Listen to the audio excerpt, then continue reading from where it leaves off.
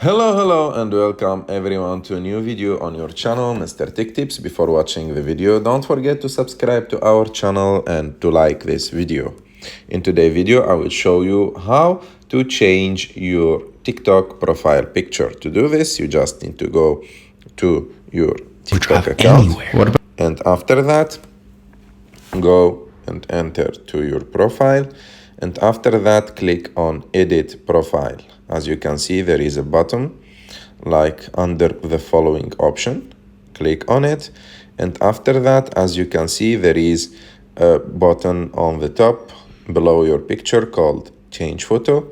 You just need to click on it and you will have three options: to take a photo, to upload the photo, and to view your photo. So you can choose whatever you want and change your profile picture. I hope that you like this video.